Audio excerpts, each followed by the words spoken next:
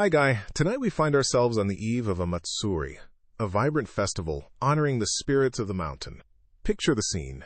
Torii gates painted a defiant vermilion stand sentinel against the encroaching twilight, their vibrant color a stark contrast to the deepening shadows of the pines.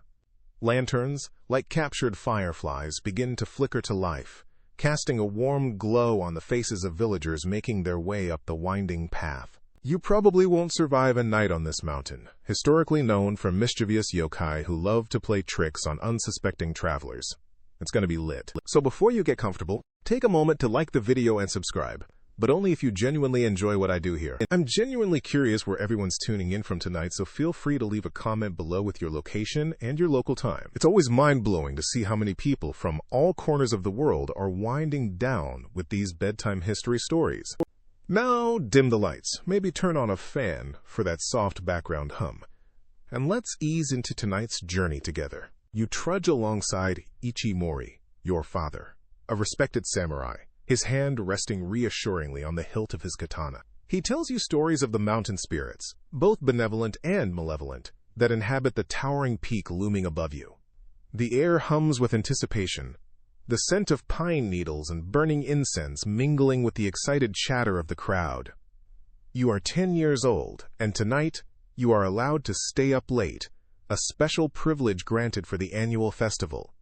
The path steepens, the throng of villagers pressing closer, their voices a comforting murmur in the growing darkness. You glance up at your father, his face illuminated by the flickering lantern light, and a thrill of excitement shoots through you. Tonight is special. Tonight, the veil between the human world and the spirit world thins, and the mountain comes alive. Your father points to a gnarled cedar tree, its branches reaching towards the heavens like skeletal fingers. "See that young one?" he whispers, his voice barely audible above the rising crescendo of drums in the distance. "That is where the Yama-Yubiye dwells. They say she lures lost travelers with promises of warmth and food, only to devour them when they least expect it." You shiver, partly from the cool mountain air, partly from the image conjured by your father's words. He squeezes your hand reassuringly. "But do not fear. As long as we stay on the path and show respect to the spirits, we will be safe." As you climb higher, the sounds of the festival grow louder. The rhythmic beat of taiko drums resonates through your chest, a primal pulse that quickens your heartbeat. The air shimmers with the light of countless lanterns, transforming the mountainside into a magical tapestry of light and shadow. You can smell the savory aroma of grilled dango and the sweet tang of sake, and your stomach rumbles in anticipation. You pass small shrines nestled amongst the trees, each adorned with offerings of rice cakes and fruit. Your father pauses at one, bowing his head in reverence before placing a small wooden ima, a prayer tablet, onto a designated rack. He murmurs a silent prayer, his lips moving almost imperceptibly. You mimic his actions, closing your eyes and wishing for good fortune for your family and a bountiful harvest for the village. Historical fact: mountain worship was a significant part of Shinto practice during the samurai period. Mountains were seen as sacred spaces, the dwelling places of powerful kami, or spirits. These spirits could be both benevolent and malevolent, capable of bestowing blessings or inflicting misfortune. This reverence for nature deeply influenced the lives of the people, shaping their beliefs, rituals, and even their art. Your father tells you stories of the tengu, mischievous goblin-like creatures with long noses and feathered wings, known for their trickery and their ability to manipulate the wind. He also speaks of the kodama, tree spirits who protect the forests and mountains, their voices echoing through the trees like whispering winds. You listen, captivated by his tales, your imagination running wild with images of these fantastical beings. Quirky tidbit: villagers often left small offerings of rice cakes and sake at the base of trees to appease the local kami. These offerings were a way of showing respect and gratitude to the spirits, ensuring their continued protection and blessings. The type of offering often varied depending on the specific kami being honored and the region of Japan. As you reach the summit, the festival grounds open before you in a blaze of light and activity. Lanterns strung between towering trees illuminate a bustling scene of food stalls, game booths, and performers. The air vibrates with the energy of the crowd, their laughter and chatter mingling with the music and the rhythmic chanting of the priests. You gasp, overwhelmed by the spectacle. You spend the next few hours immersed in the festivities. You eat grilled dango, sticky and sweet, and watch a troupe of masked dancers perform a mesmerizing dance that tells the story of the mountain's creation. You play games of skill, testing your aim with a bow and arrow and trying your hand at catching goldfish with a small paper net. Everywhere you look, there is something new to see, something new to experience. Scholarly debate. Historians still argue whether the emphasis on mountain worship was primarily spiritual or also served social and political functions, strengthening community bonds and reinforcing the authority of local rulers. Some argue that the shared rituals and beliefs associated with mountain worship fostered a sense of unity and solidarity within the community, while others believe that local rulers used these beliefs to legitimize their power and maintain control. This remains a topic of ongoing discussion and research. As the night wears on, the energy of the festival begins to wane. The crowd thins and the music softens. You sit beside your father, watching the embers of the bonfire glow against the darkening sky. The mountain seems to sigh, the wind rustling through the trees like a gentle lullaby. You feel a sense of peace, a sense of connection to something ancient and powerful. Your father puts his arm around you, pulling you close. "It is time to go home, young one," he says softly. You nod, reluctant to leave the magic of the mountain, but also feeling a pleasant weariness settle over you. As you descend the mountain path, hand in hand with your father, you carry with you the echoes of the festival, the memories of a night filled with wonder and enchantment. The mountain, silent and watchful, stands sentinel over the sleeping village, its secrets safely guarded until the next festival, when the veil between worlds thins once more. The path, worn smooth by generations of pilgrims, wound deeper into the forest. Lanterns strung between the trees cast an ethereal glow on the mossy rocks and gnarled roots that lined the way. I skipped ahead of my father, the rustling of my silk kimono a soft counterpoint to the rhythmic crunch of gravel under my sandals. A deer path, barely visible in the fading light, branched off from the main trail. Its entrance was veiled by ferns, their fronds tipped with the silver kiss of the setting sun. It beckoned with a silent promise of adventure. I pointed it out to Ichimori. "Can we take that one, father?" He hesitated, his hand instinctively resting on the hilt of his katana. The path we were on was well-trodden, safe, predictable. This smaller path, barely more than a suggestion through the undergrowth, spoke of the unknown. His samurai instincts, honed through years of training and discipline, warned him against venturing off the established route. Bandits, wild animals, the unpredictable nature of the wilderness, these were the dangers that lurked in the shadows, away from the comforting glow of the lanterns. But my innocent enthusiasm, my eagerness to explore, shone brighter than any potential threat. The air, thick with the scent of pine and damp earth, was alive with the festive spirit of the pilgrimage. Music from distant drums and flutes drifted through the trees, a gentle reminder of the shared purpose and communal joy that filled the hearts of all who journeyed to the shrine. This atmosphere, coupled with the pleading look in my eyes, softened his resolve. "Very well, little one," he said, a hint of a smile playing on his lips. "But stay close, and do not stray too far." I squealed with delight, my small hand reaching up to grasp his larger one. The rough calluses on his palm felt comforting and familiar against my softer skin. Together we stepped off the main path and onto the deer trail, the undergrowth brushing against our legs. The light here was dimmer, the sounds of the forest more pronounced. The rustling leaves whispered secrets, and the distant hoot of an owl sent a shiver down my spine. Deer, father had told me many times, were sacred messengers of the gods. They were creatures of grace and beauty, revered in the Shinto faith as intermediaries between the mortal and divine realms. To encounter a deer on a pilgrimage was considered a blessing, a sign of good fortune and divine favor. I held my breath, half expecting a deer to materialize out of the shadows, its antlers crowned with moonlight. We walked in silence for a while, the only sounds our own footsteps and the occasional snap of a twig. I noticed small piles of white crystals scattered along the path. "Father," I whispered, pointing to one of the piles. "What is that?" He bent down and examined the crystals. "Salt," he replied. "Travelers sometimes leave offerings of salt for the deer. They believe it will bring them good luck on their journey. I thought about this for a moment. Salt, a simple, everyday ingredient, transformed into a sacred offering. It was a reminder that even the smallest gestures, when imbued with faith and intention, could hold great meaning. As we continued along the path, I couldn't help but wonder about the deeper connections between our faith and our lives. Father had often spoken of the samurai code of Bushido, emphasizing loyalty, honor, and courage. But he rarely spoke of the gods or the rituals and beliefs that shaped the lives of so many in our land. I knew that Shinto was the ancient faith of Japan, a reverence for nature and the spirits that resided within it. But how did this ancient faith intertwine with the more recent influence of Buddhism, with its emphasis on enlightenment and the cycle of rebirth? And how did these spiritual beliefs influence the daily lives of people like us, from the powerful samurai to the humble farmers who tilled the land? I remembered overhearing a conversation between Father and his fellow samurai, a heated debate about the proper role of Shinto in the life of a warrior.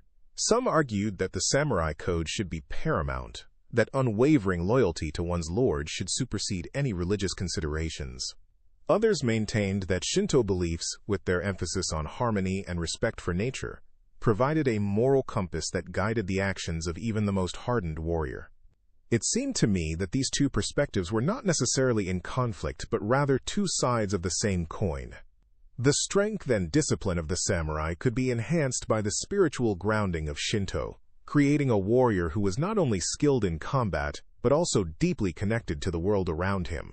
These were complex thoughts for a young girl, but I couldn't help but ponder them as we walked through the sacred forest. The deer path, a seemingly insignificant detour from the main trail, had led me down a path of contemplation, a journey into the heart of my own beliefs and the world around me. The fading light, the whispering trees, the scent of pine and earth, all of it seemed to speak to me, urging me to seek answers to the questions that stirred within my soul. The path eventually led us back to the main trail, where the lanterns glowed like welcoming beacons. We rejoined the stream of pilgrims, their faces illuminated by the flickering flames. The rhythmic chanting and the beat of the drums grew louder as we approached the shrine. I glanced back at the deer path, now shrouded in darkness. It had been a brief detour, a small adventure, but the experience had left an indelible mark on my heart, a reminder that sometimes the most meaningful journeys are the ones we take off the beaten path. And though I had not seen a deer, I felt a sense of peace and connection, a feeling that I had been touched by something sacred, something ancient and profound. The deer path, narrow and overgrown, led me deeper into the heart of the mountain forest. The main trail, with its reassuring glow of lanterns and the murmur of voices, faded behind me. The air grew cooler, heavy with the scent of damp earth and decaying leaves. A soft breeze rustled the leaves, causing shadows to dance and flicker like restless spirits. "Don't worry. It's just the wind, not a vengeful yokai." "Probably." I glanced back at my father. He walked silently, his hand resting on his katana, his eyes scanning the surrounding woods. A fleeting shadow, glimpsed at the edge of the path, made me jump. "What was that, father?" He paused, looked in the direction I indicated, but saw nothing. "Just a trick of the light, little one. Come, let us hurry. The festival awaits." His dismissal didn't entirely reassure me. The shadow had seemed deliberate somehow, like something watching us. I shivered, pulling my light cloak tighter around me. The forest felt different here, away from the laughter and light of the festival path. Deeper, darker. The trees loomed taller, their branches interwoven, blocking out much of the remaining twilight. The rustling leaves now sounded like whispered secrets, and the dancing shadows seemed to lengthen and twist into strange, almost recognizable shapes. Father continued forward, his pace steady and unhurried. He seemed unaffected by the oppressive atmosphere, his focus absolute. I, however, found myself starting at every rustle, every flicker of movement in the periphery. I knew Father was a skilled samurai, respected and feared in our village. He had taught me a little of his art, enough to know the value of vigilance, of being aware of one's surroundings. I tried to emulate his calm, focusing on the path ahead, on putting one foot in front of the other. But my mind raced. I remembered stories whispered by the village elders, tales of mischievous kami and vengeful yokai that lurked in the deep woods, waiting to snatch unsuspecting travelers. Stories father had dismissed as mere superstition. Yet, here in the deepening gloom, surrounded by whispering trees and dancing shadows, those stories felt unnervingly real. I knew samurai were trained to be constantly aware of their surroundings, ever vigilant against potential threats. Father had drilled that into me from a young age. A samurai, he'd said, his voice stern, must be like the still pond, reflecting all that surrounds him, yet undisturbed by the ripples on its surface. I tried to be that still pond, but the ripples of fear kept disturbing my reflection. I remembered seeing father sometimes, before he left for important duties, carefully tucking a small, intricately carved wooden charm inside his armor. He never spoke of it, and I never dared to ask. I suspected it was one of those amulets some samurai carried, believed to ward off evil spirits.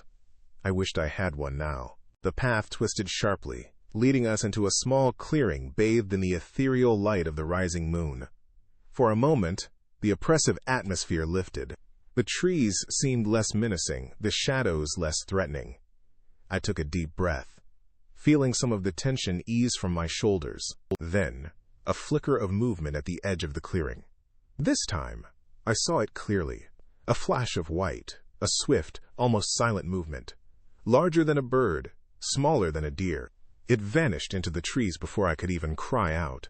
"Father," I whispered, clutching his arm. "Did you see it?" He stopped, his hand instinctively going to his katana. He scanned the trees, his eyes narrowed. "What did you see, little one?"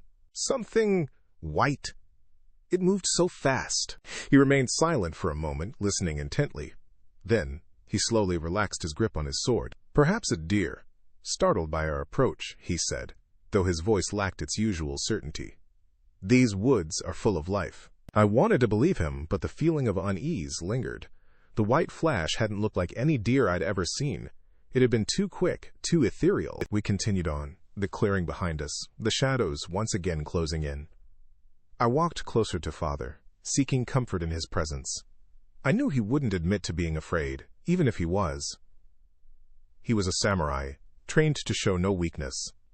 But I also knew that his hand remained on the hilt of his katana, his senses alert. The debate amongst scholars regarding the relative importance of spiritual beliefs versus practical considerations in samurai training came to mind.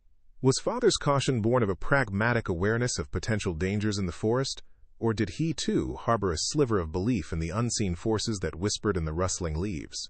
Perhaps it was a blend of both, a pragmatic acceptance of the unknown. Certainly the line between practical preparedness and spiritual belief must have been blurred for those who lived in a world where the unseen held so much sway.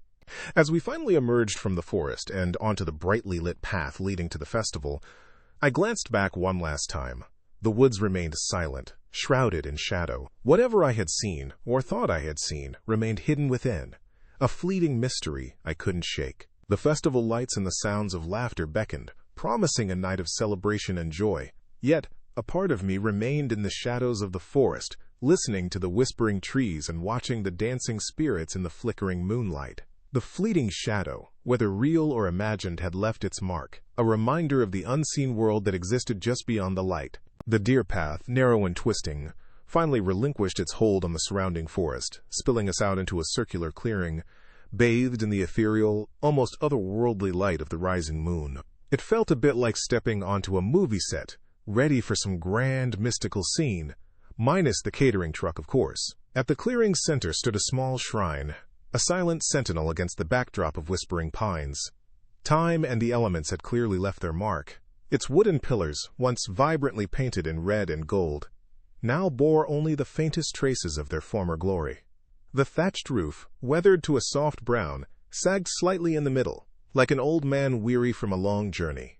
A low table before the shrine held a simple but heartfelt offering: rice cakes, arranged neatly on a small plate, a few ripe-looking peaches, and a small, clay flask of what I assumed was sake. My father and I approached the shrine slowly, our footsteps muffled by the soft grass underfoot. We stopped a respectful distance away and bowed our heads. "This is a sacred place, little one," Ichimori whispered, his voice hushed with reverence. "A place where the veil between our world and the spirit world is thin. Tread carefully and speak softly." His words sent a shiver down my spine, a mixture of awe and a touch of fear. The air here felt different, charged with an unseen energy.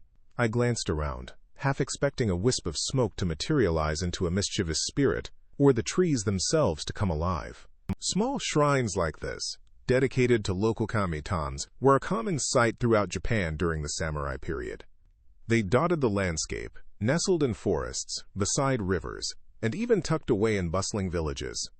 These kami, or spirits, could represent anything from natural forces like the wind and rain, to animals, to the spirits of ancestors. They were believed to hold power over specific aspects of life, and people would visit these shrines to offer prayers, seek blessings, or simply pay their respects. Travelers, often far from home and facing uncertain journeys, would frequently leave small offerings at these roadside shrines.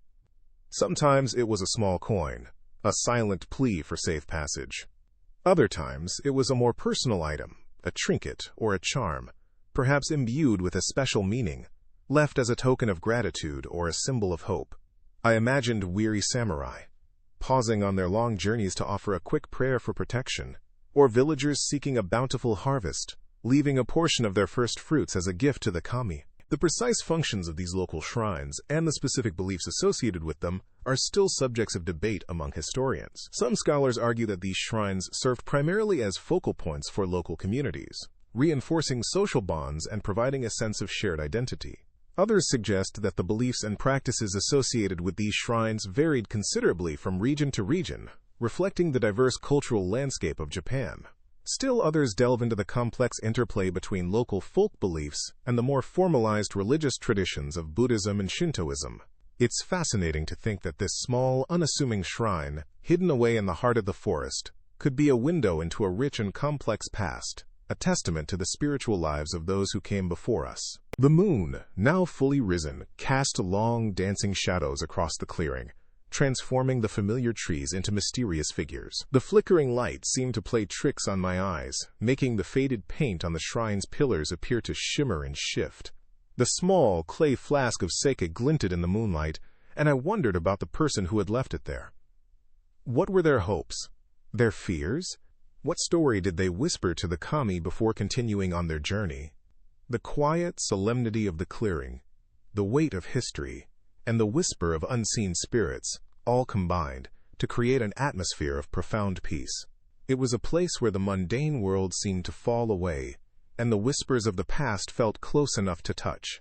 I stood beside my father, silently absorbing the magic of the moment, feeling a deep connection to this sacred place, to the spirits that might dwell here, and to the generations who had sought solace and guidance within these hallowed woods. As you stand before the shrine, a figure emerges from the shadows of the surrounding trees. It's not the yokai again, relax. A monk, his orange robes a splash of color against the muted greens and browns of the forest, approaches the clearing. He carries a wooden box, its lacquered surface gleaming softly in the dappled sunlight. The box, you notice as he draws closer, contains brushes, their tips meticulously shaped, a small, smooth inkstone, and several scrolls of paper, neatly rolled and tied with silk cords. He bows his head to you and your father. "Greetings, travelers," he says, his voice soft and melodic, a gentle counterpoint to the rustling leaves and the distant rush of the river. "I am Brother Sato. I come to this clearing each year during the festival to transcribe sutras in honor of the mountain spirits." He sets the box down with a reverence that suggests the contents are more than just writing implements. He unlatches it, revealing the tools of his craft. He selects a brush, its handle worn smooth from years of use, and carefully dips it into the inkstone, already filled with freshly ground ink. The scent of pine resin and charcoal hangs faintly in the air. Your father returns the monk's bow. "Brother Sato," he acknowledges, "we are honored to encounter you in this peaceful place. We are on a pilgrimage to the summit." "A worthy endeavor," Brother Sato replies, his eyes twinkling. He unrolls one of the scrolls, the paper thin and almost translucent. "The mountain holds much wisdom for those who seek it." He begins to write, the brush moving with a practiced grace across the paper. The characters flow from the tip of the brush, elegant and precise. You watch, fascinated, as the sutra takes form, each stroke a testament to years of dedication. You know from the stories your father has shared, that Buddhist monks have often acted as scribes, meticulously copying and preserving religious texts. These handwritten sutras, painstakingly reproduced over generations, served as a vital link to the teachings of the Buddha. They were treasured not only for their spiritual content but also as works of art, the calligraphy itself imbued with a sense of sacredness. Brother Sato pauses in his writing and glances at you, a small smile playing on his lips. "Did you know," he asks, his voice barely above a whisper, "that some monks believe that copying sutras in remote locations, such as this clearing, enhances their spiritual practice? They say that being closer to nature, surrounded by the energy of the mountains, allows them to connect more deeply with the words they are transcribing." He dips his brush in the ink again and continues his work. You glance at your father, who nods in agreement. "Indeed," he says, "there is a certain harmony to be found in the stillness of these woods, a harmony that can deepen one's understanding of the sacred texts. You think about the tranquility of the clearing, the gentle murmur of the stream, the rustle of leaves in the breeze. You can see how such a peaceful environment could be conducive to contemplation and spiritual growth. You also remember a heated discussion you overheard among scholars at the village inn a few days prior. They were debating the complex relationship between Buddhism and Shinto during the samurai period, and the extent to which these two belief systems influenced each other. Some argued that the two faiths existed in relative harmony, with elements of each being incorporated into the other. They pointed to the prevalence of shrines like this one, dedicated to both Buddhist deities and Shinto kami, as evidence of this syncretism. Others, however, maintained that the relationship was more fraught, marked by periods of tension and even conflict.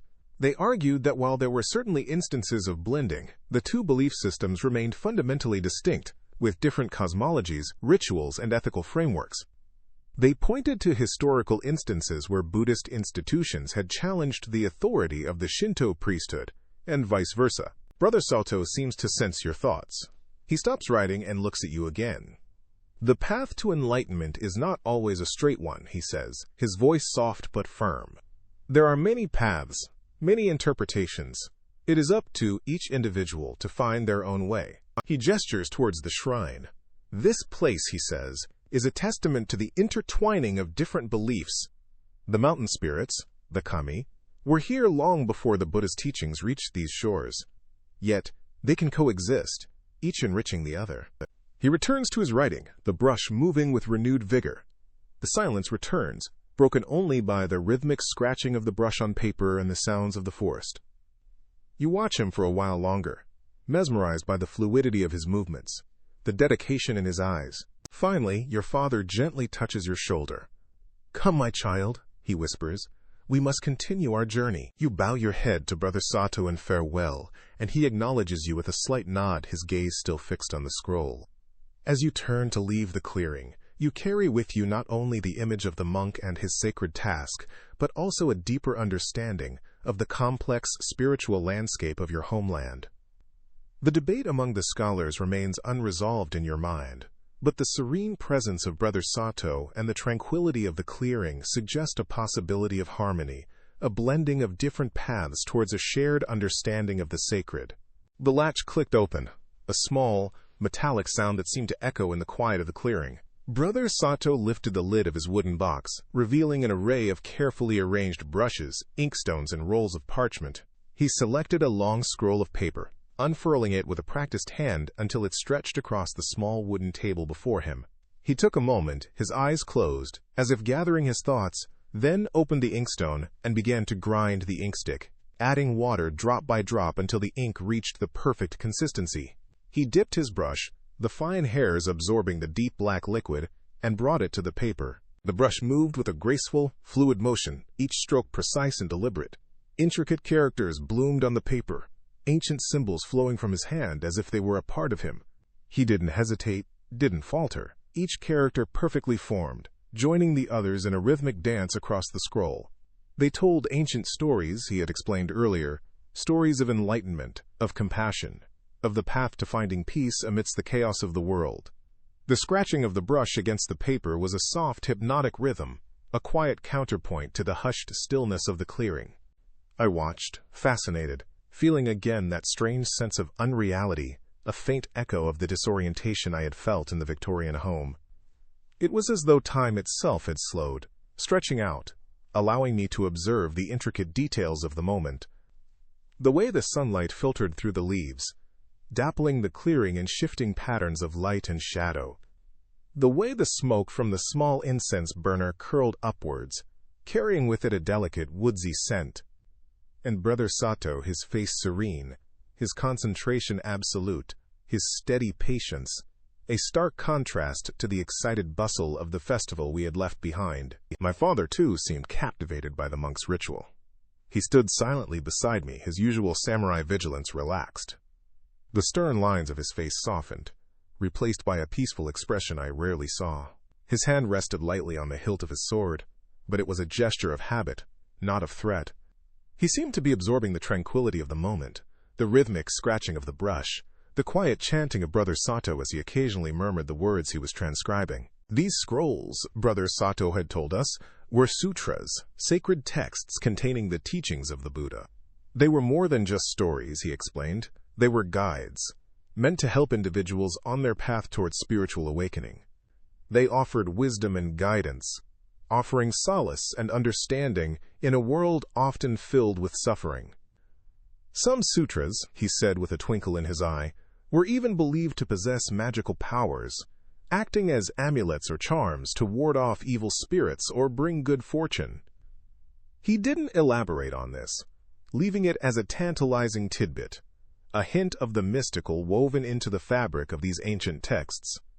I found myself thinking about the power of these words, these stories passed down through generations, shaping beliefs and influencing lives.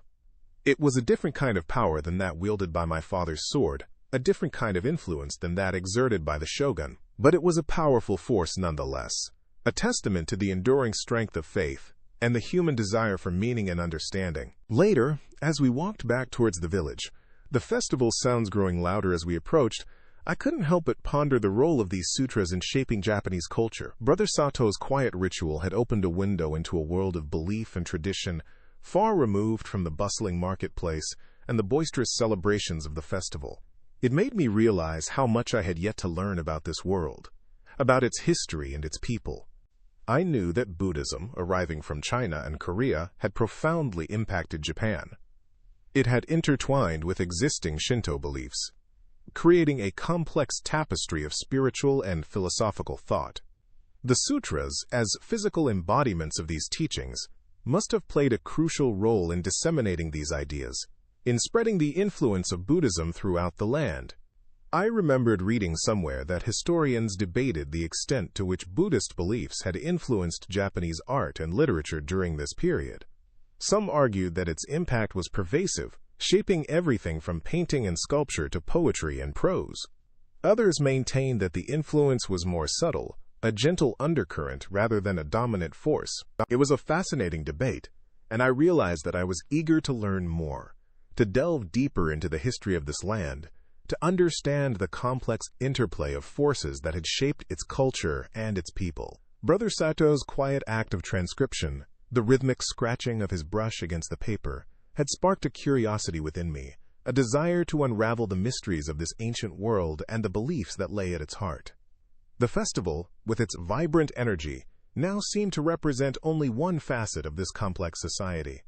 Beneath the surface of celebration and tradition lay a deeper current of spiritual and philosophical thought, embodied in the ancient words carefully preserved and transcribed by monks like Brother Sato. A soft breeze whispers through the pines surrounding the clearing. The trees, ancient and gnarled, seem to lean in towards the monk, as if listening to his recitation of the sutra. The air is thick with the scent of pine needles and damp earth, a fragrance that speaks of centuries of growth and decay, of life and death intertwined. Moonlight filters through the canopy, dappling the clearing in an ethereal glow.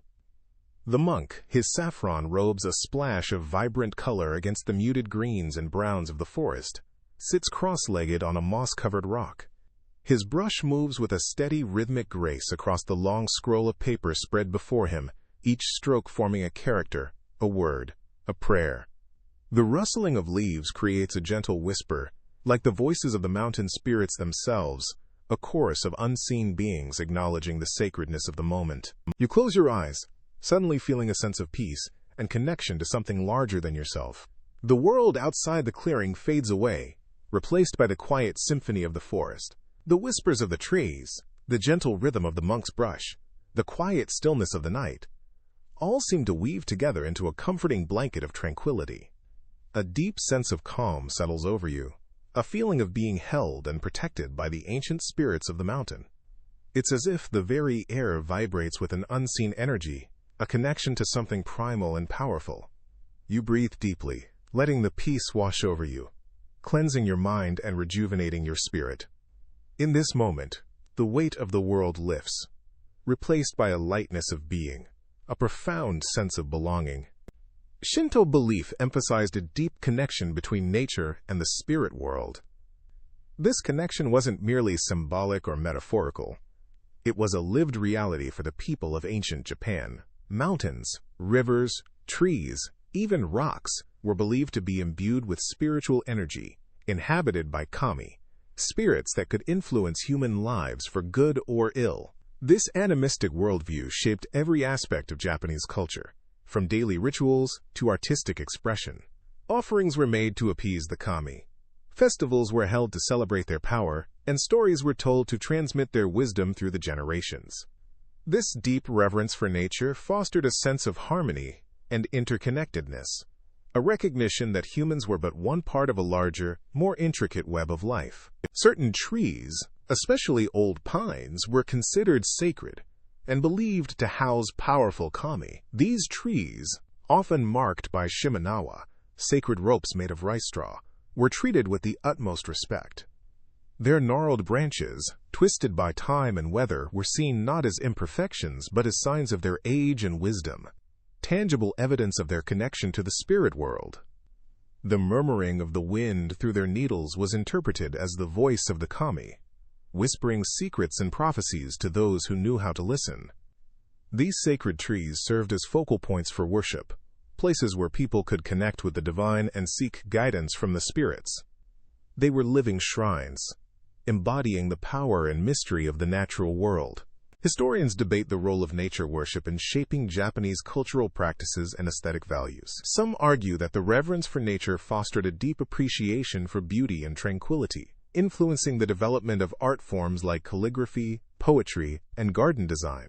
The minimalist aesthetic that characterizes much of Japanese art, the emphasis on simplicity and natural forms, is seen as a direct reflection of this reverence for the natural world. Others argue that the emphasis on ritual and tradition, so central to Shinto practice, helped to create a strong sense of cultural identity and social cohesion. These rituals, often performed in natural settings, reinforced the connection between the community and the spirit world, fostering a sense of shared identity and purpose. Still others emphasize the role of nature worship in shaping political power, pointing to the ways in which emperors and rulers used their association with sacred sites and natural phenomena to legitimize their authority. Regardless of the specific emphasis, the impact of Shinto beliefs on Japanese culture is undeniable, woven into the very fabric of its history and traditions. The monk continues his recitation, his voice a low drone that blends seamlessly with the sounds of the forest. The characters flow from his brush, each one imbued with meaning and intention. He is not merely writing, he is creating a bridge between the human and the divine, a conduit for the flow of spiritual energy. The air crackles with an unseen power, a palpable sense of connection between the monk, the trees, and the spirits that dwell within them. You open your eyes, feeling refreshed and renewed.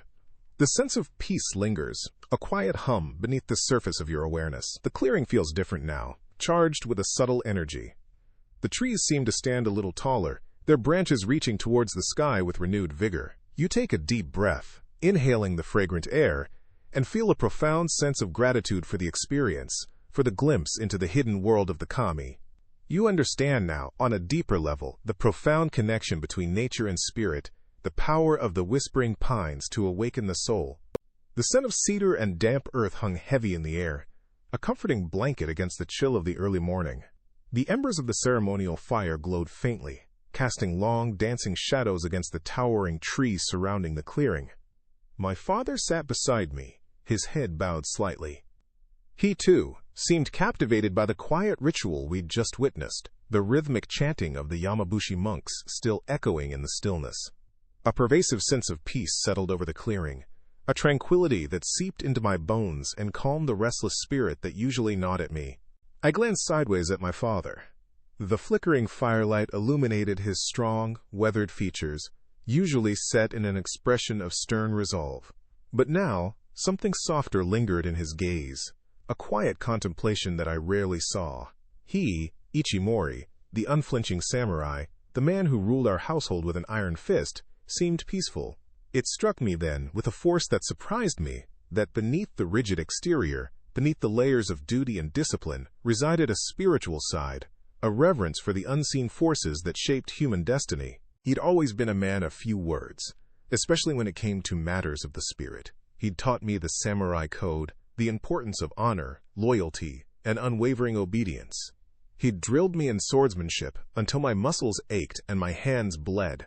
He'd regaled me with tales of brave warriors and terrifying yokai, creatures of myth and legend that lurked in the shadows, waiting to snatch up disobedient children. Maybe, just maybe, those scary yokai stories were just bedtime propaganda to keep me in line? A tiny smile tugged at the corner of my lips. We sat in shared silence, a silence that felt both familiar and profound. It wasn't the awkward silence that sometimes stretched between us when I displeased him or failed to live up to his expectations. This silence was different. It was a comfortable silence, woven with the threads of understanding and a shared experience. It was a silence that spoke volumes. I knew from my studies that samurai were often expected to maintain a stoic public demeanor, masking their emotions and inner thoughts. Vulnerability was considered a weakness, a chink in the armor that could be exploited by enemies. To show emotion, particularly in public, was to risk losing face, to diminish one's standing in the eyes of others. Father embodied this principle perfectly. He was a master of self-control, his face rarely betraying the thoughts and feelings churning beneath the surface. But here, in the quiet sanctity of this clearing, the rigid mask seemed to slip, revealing a glimpse of the man beneath. It made me wonder about the inner lives of other samurai, the hidden depths concealed beneath the stoic facade. I'd read that some samurai practiced Zen meditation or other forms of spiritual discipline to cultivate inner peace and focus. Perhaps this was Father's own form of meditation, a way to connect with something larger than himself, to find solace in the face of the constant pressures and demands of his position. The historians, of course, endlessly debated the complex interplay between public duty and private beliefs in shaping samurai behavior. Some argued that the strict adherence to the samurai code left little room for personal spiritual expression. Others maintained that spiritual beliefs, often deeply ingrained, provided a moral compass, guiding samurai actions even in the most challenging circumstances. It was a fascinating debate, one I'd pondered over many scrolls and late-night discussions with my tutor. But sitting here beside my father, I felt a deeper understanding of this complexity, a visceral connection to the historical debates that had previously seemed abstract and distant. I realized that the samurai code wasn't just a set of rules or a rigid framework. It was a living, breathing philosophy, interpreted and enacted by individuals grappling with their own internal struggles, their own spiritual yearnings. It was a code that could coexist with, and even be strengthened by, a deep sense of reverence for the unseen world. The fire crackled softly, sending a shower of sparks into the pre-dawn sky. The air grew colder, a subtle shift that signaled the approaching sunrise. My father stirred beside me, his gaze still fixed on the remnants of the fire. He reached into his kimono sleeve and pulled out a small, intricately carved wooden box. He opened it carefully, revealing a single, dried plum blossom pressed between two sheets of thin rice paper. He held it for a moment, his fingers tracing the delicate outline of the petals. He then closed the box and tucked it back into his sleeve. He turned to me, his eyes holding a depth of emotion I'd rarely witnessed. He didn't speak, but in that moment, in the shared silence, a bridge seemed to form between us, a silent acknowledgement of the unspoken bond that connected us, a bond that transcended the rigid confines of duty and tradition. It was a connection forged in the quiet reverence of the clearing, in the shared witness of a ritual that had touched us both in ways we couldn't fully articulate. And in that silence I understood. The stoicism wasn't a barrier, but a shield, protecting a depth of feeling, and a spiritual core that ran far deeper than I had ever imagined. The samurai, my father, the man I thought I knew, was a tapestry of contradictions, a complex individual navigating the treacherous currents of duty and belief. And in that shared silence, I felt closer to him than I ever had before. The moon climbed higher in the sky, its pale silver light bathing the clearing in an ethereal glow. The long, skeletal fingers of the trees stretched across the ground, their shadows weaving an intricate, ever-shifting pattern. A noticeable chill settled in the air, a crispness that kissed the skin, but it barely registered. The sense of peace, of profound connection to something larger than oneself, that permeated the clearing was a warmth that enveloped you, a gentle embrace against the encroaching cold. Brother Sato remained hunched over his work, the brush in his hand moving with a steady, unwavering rhythm. He seemed utterly unfazed by the passing of time, lost in the meticulous transcription of the sutra. The cold night air, which had begun to nip at your exposed skin, seemed to have no effect on him. He must have some serious inner Zen heating system going on, you mused, a small smile touching your lips. The rhythmic swoosh of his brush, the gentle rustle of the paper, created a kind of sacred circle around him, a small island of calm, holding at bay the chaos and uncertainty of the world beyond the clearing. He paused, lifting the brush with a delicate precision, then dipped it back into the inkwell, the small clink echoing in the stillness. The moon, now riding high in the inky canvas of the night sky, cast its silvery light on the delicate strokes of kanji flowing from his brush. Each character seemed imbued with a quiet power, a reflection of the focused intent in Brother Sato's posture and expression. The moon, you recalled, held a special significance in Japanese culture. It wasn't merely a celestial body, it was a potent symbol, often associated with spiritual power and mystery. Its cycles of waxing and waning, its ethereal glow in the darkness, resonated deeply within the spiritual and artistic traditions of the land. You had read somewhere that the moon was seen as a gateway to the divine, a celestial mirror reflecting the inner landscape of the human soul. You remembered a quirky tidbit you'd stumbled across during your research: moon viewing parties. Apparently, they were quite the rage during the samurai period. Imagine, hardened warriors, known for their discipline and martial prowess, gathered together under the moonlight, appreciating the beauty of nature, reflecting on the transience of life, composing poetry, and perhaps even sharing a cup of sake. It painted a surprisingly humanizing picture of these legendary figures, a glimpse beyond the stoic facade often associated with the samurai code. The image brought a smile to your face. It seemed that even in times of strife and uncertainty, people found solace in the simple act of appreciating the beauty of the moon. It was a reminder that even amidst the chaos of the world, there was always room for beauty, for contemplation, for connection to something larger than oneself. Perhaps that was the true power of the moon, its ability to draw people together, to remind them of their shared humanity, their shared vulnerability in the face of the vast and unknowable universe. Brother Sato continued his work, oblivious to your thoughts, his world narrowed to the small circle of light illuminating the sutra. The scholarly debate about the precise symbolic meanings associated with the moon in Japanese art and literature flickered across your mind. Some historians argued that it represented enlightenment, while others focused on its association with the ephemeral nature of existence.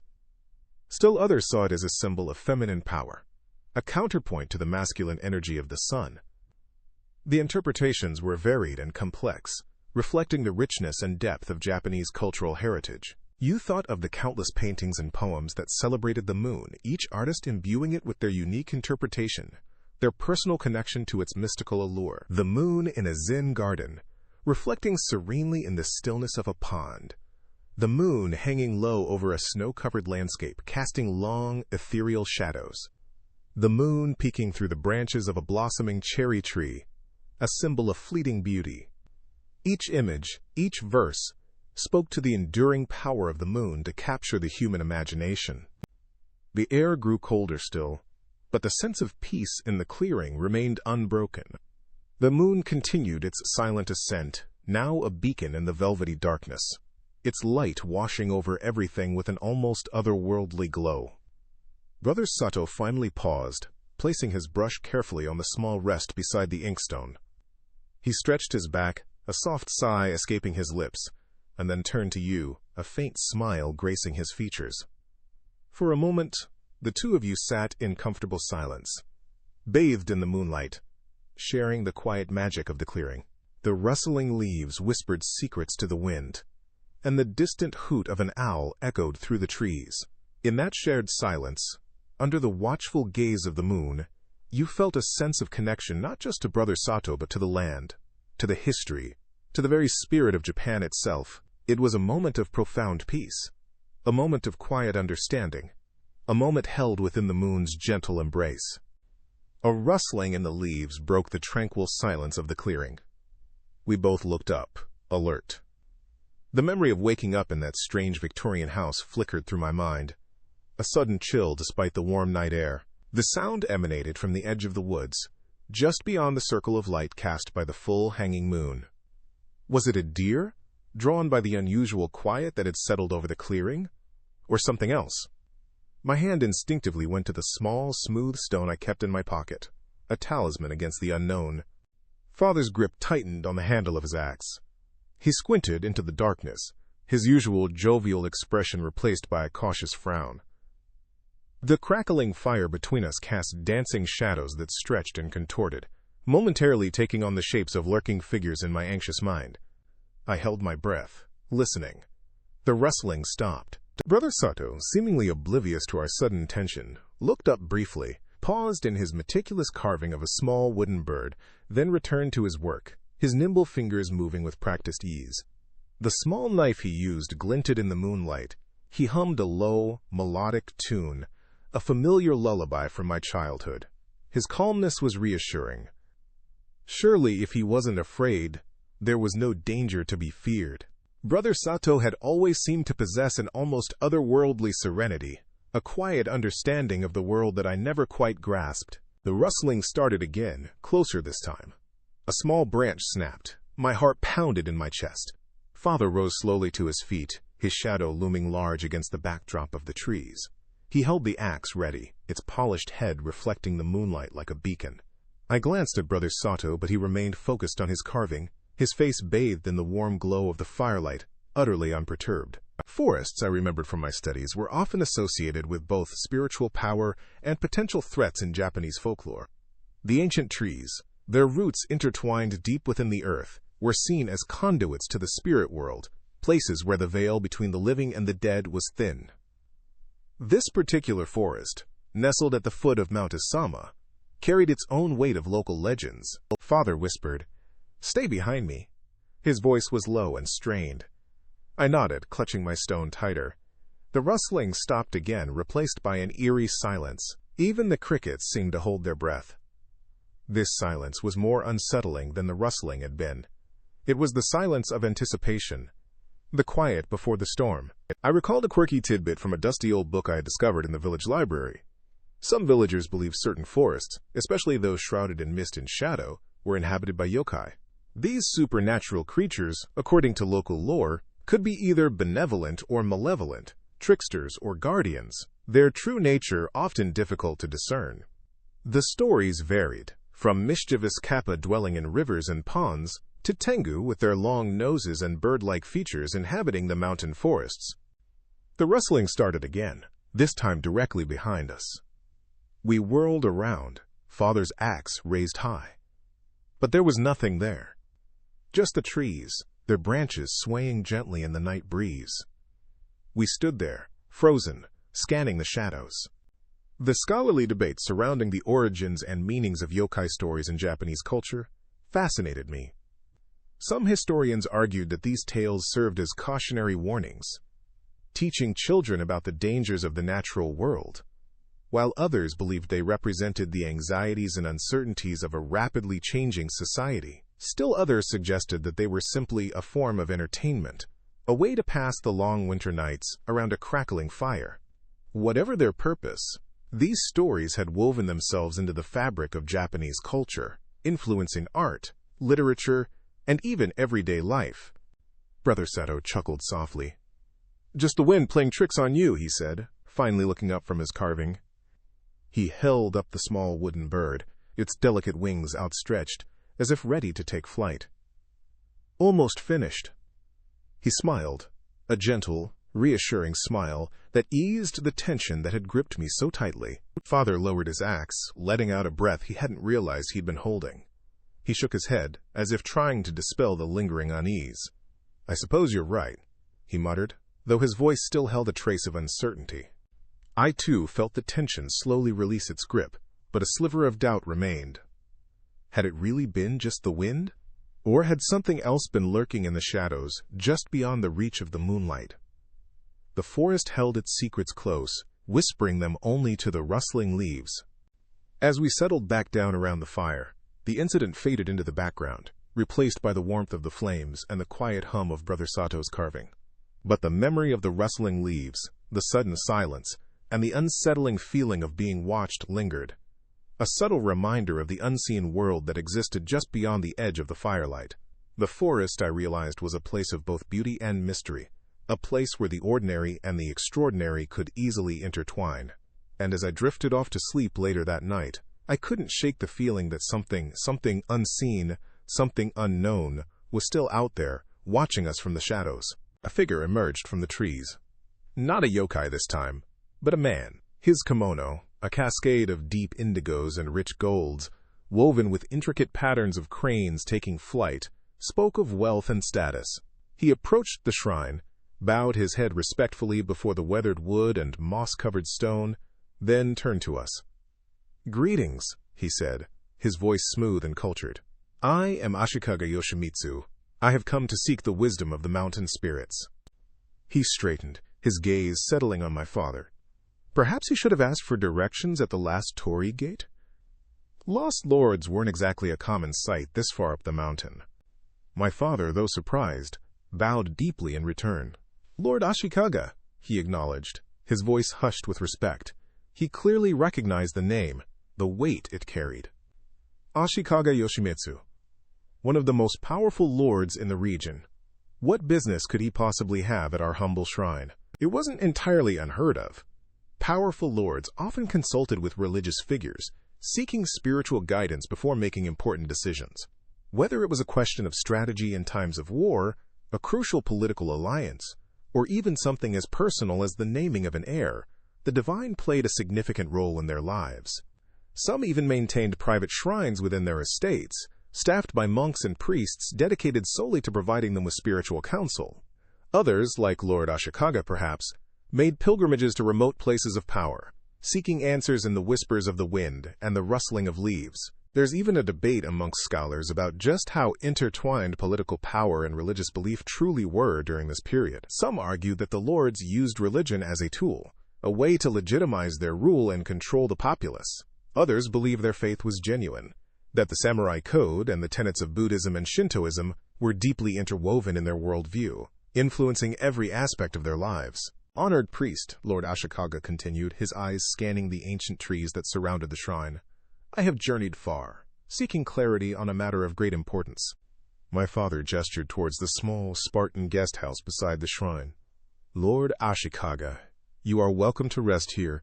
We can speak more inside." Lord Ashikaga inclined his head in thanks, and followed my father into the guest house. I lingered outside for a moment, watching the last rays of the setting sun paint the sky in hues of orange and purple. A cool breeze rustled through the leaves, carrying with it the faint scent of pine and damp earth. What could be so important that it brought a lord like Ashikaga Yoshimitsu to our secluded mountain shrine? Intrigued, I followed him inside. The interior of the guest house was simple, furnished with little more than woven mats and a low table. A small brazier in the corner offered a flicker of warmth against the evening chill. Lord Ashikaga sat on a cushion, his elaborate kimono spread around him like the plumage of a magnificent bird. My father served him tea, the delicate porcelain cups a stark contrast to the rough-hewn walls of the guest house. Ashikaga accepted the cup with a graceful nod. "Thank you, honored priest," he said. He took a sip, his eyes closed for a moment as he savored the warmth. "The air is thin and the climb is steep," he remarked, a hint of a smile playing on his lips. "But the journey is worth it, if it leads to enlightenment." My father waited patiently, allowing the Lord to speak in his own time. The silence stretched, filled only by the crackling of the brazier and the distant hooting of an owl. Finally, Lord Ashikaga spoke. "I stand at a crossroads," he began, his voice low and thoughtful. "My advisors offer conflicting counsel. My heart is heavy with uncertainty." He paused, his gaze fixed on the flickering flames of the brazier. "I am considering an alliance," he continued, "one that could bring great prosperity to my lands, but also great risk. I fear the consequences of both action and inaction." He looked at my father, his eyes searching. "Honored priest, I have heard tales of the wisdom that resides in these mountains. They say the spirits here offer guidance to those who seek it with a pure heart. I have come seeking that guidance." My father listened intently, his face impassive. He was a man of few words, but his presence radiated a quiet strength and wisdom. He knew the weight of the words spoken to him, the burden of responsibility that came with being a spiritual advisor, even to a powerful lord. "Lord Ashikaga," he said finally, his voice calm and measured, "the spirits speak to us in many ways. Through the rustling of leaves, the murmur of the stream, the stillness of the mountain air. But most importantly, they speak to us through our own hearts." He paused, his gaze meeting Lord Ashikaga's.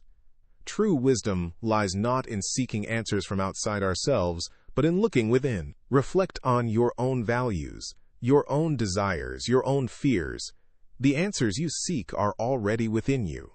Lord Ashikaga sat in silence for a long moment, contemplating my father's words. The brazier burned low, casting long shadows across the room. Finally he spoke, his voice barely a whisper.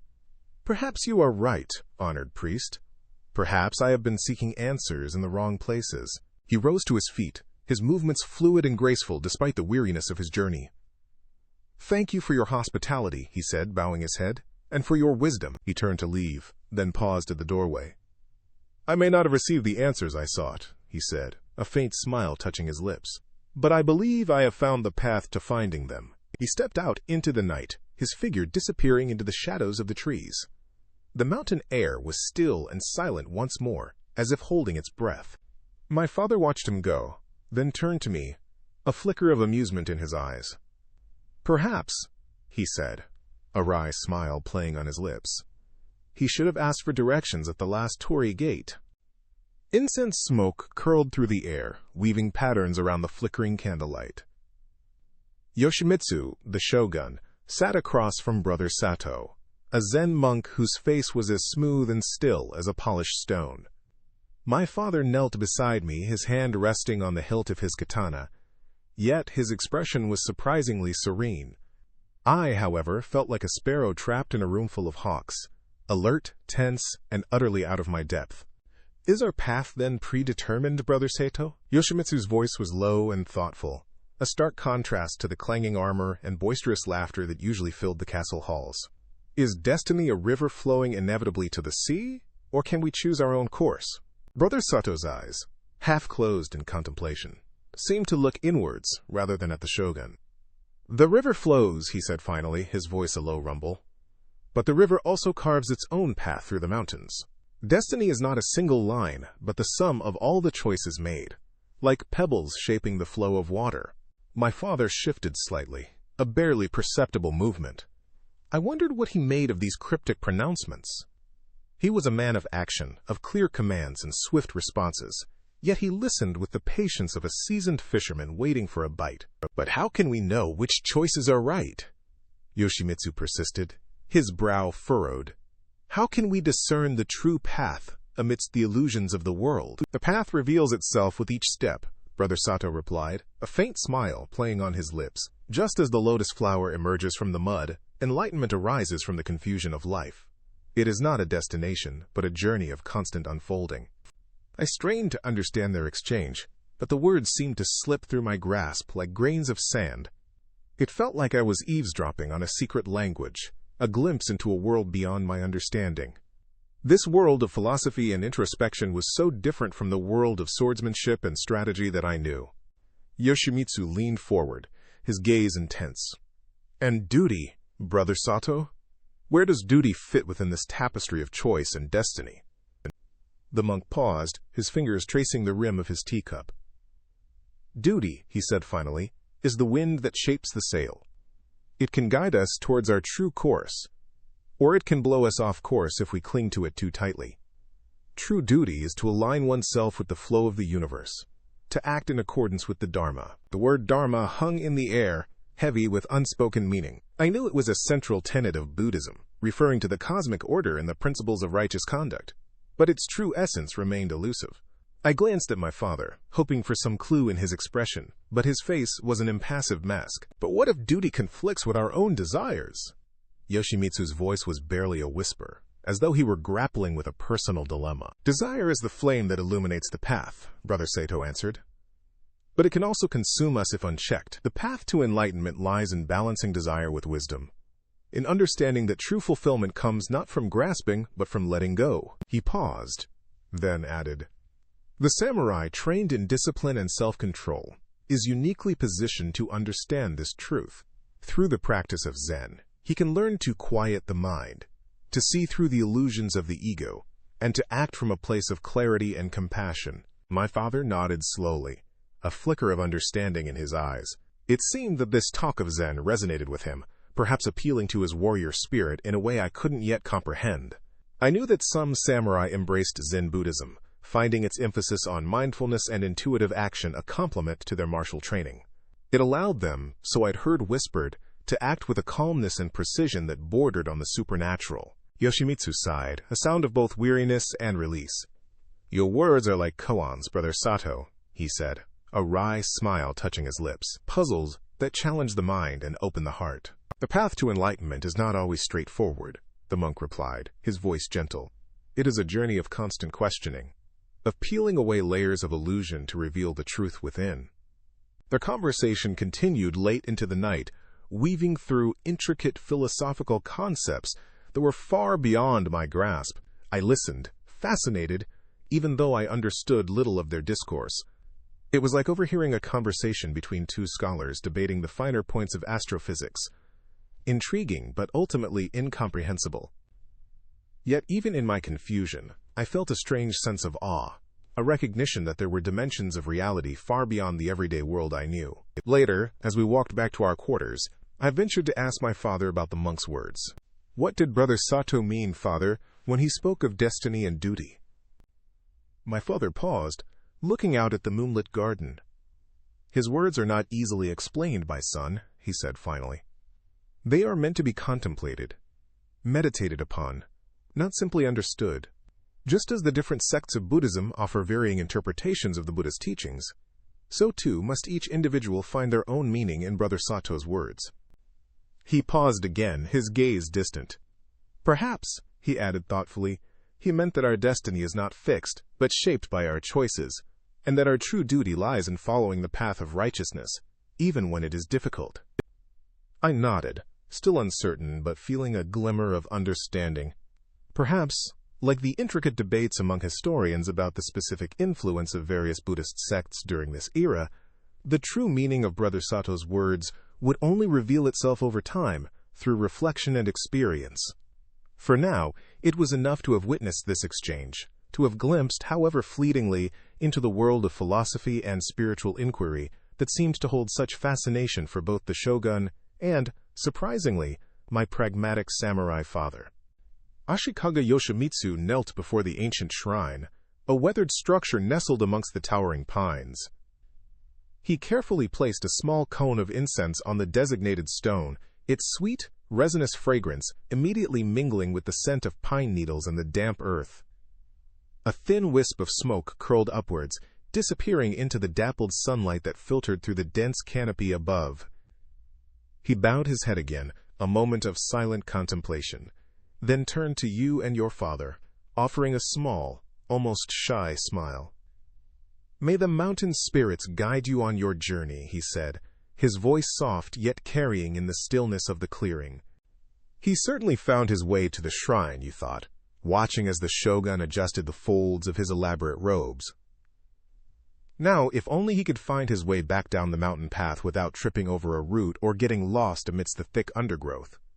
You exchanged a quick glance with Ichimori, a slight twitch of amusement at the corner of his mouth mirroring your own. You and your father bowed in return, acknowledging the Lord's blessing. With another nod, Ashikaga Yoshimitsu turned and disappeared back into the woods, his retinue following close behind. The rustling of leaves and the quiet murmur of voices gradually faded, and the clearing was silent once more, the only sound, the crackling of the burning incense. The fragrance hanging in the air brought your thoughts back to the offering. Incense, you knew, was more than just a pleasant smell. It was an integral part of religious rituals and ceremonies, a tangible offering to the kami, the spirits that inhabited the natural world. It served as a bridge between the human and the spiritual realms, carrying prayers and wishes heavenward on its fragrant smoke. You recalled a conversation with a traveling monk who had explained the nuances of incense use. He described how different types of incense, crafted from a variety of woods, resins, and herbs, were believed to possess different properties. Sandalwood, for example, was often used for purification rituals, its cleansing aroma thought to dispel negative energies. Aloeswood, with its rich, complex fragrance, was reserved for more significant ceremonies, its rarity adding to its sacred nature.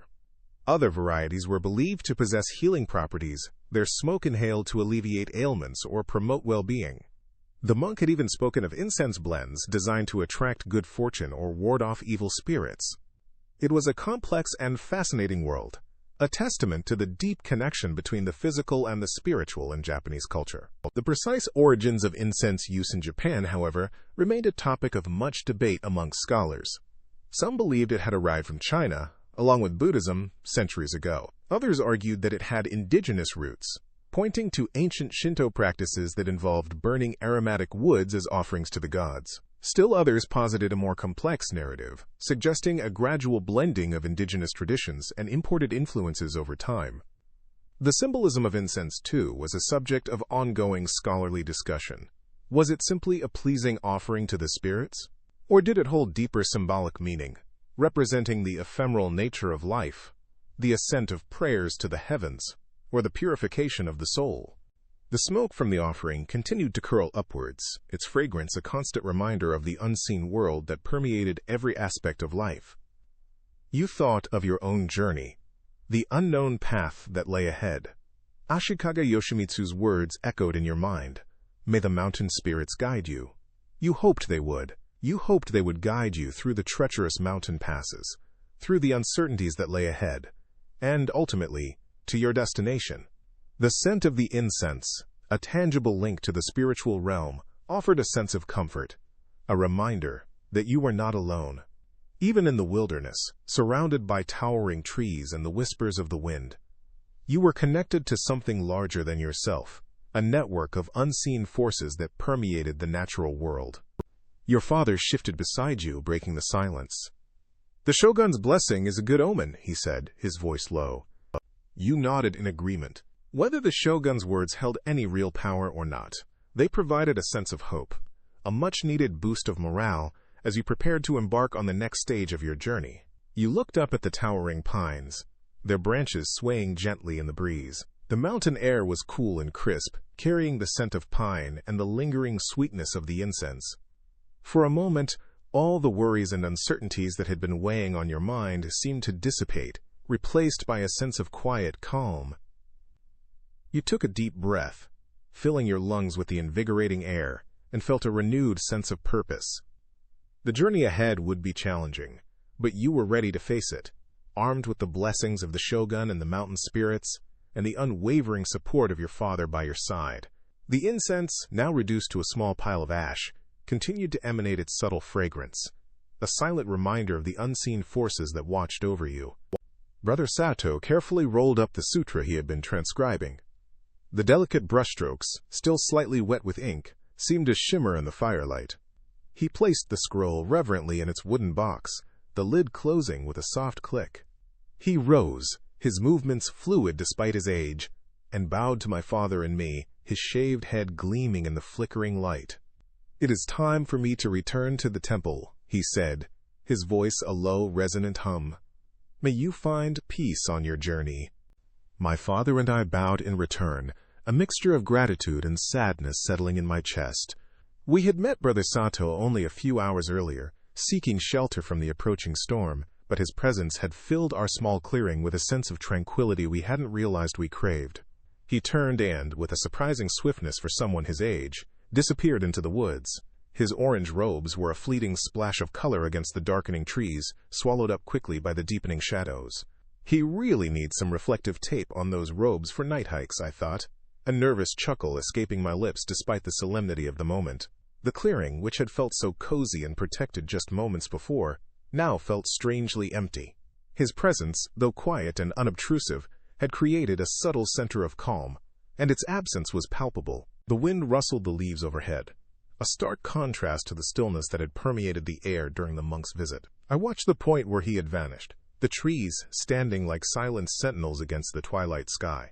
It was hard to imagine a bustling temple hidden somewhere within those dense woods, a place of ritual and contemplation nestled amongst the rugged terrain. Yet, Brother Sato had spoken of returning there as though it were just a short stroll away.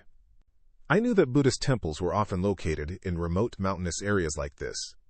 It was a tradition dating back centuries, a way for monks to seek seclusion and dedicate themselves to their spiritual practice, far from the distractions of worldly life.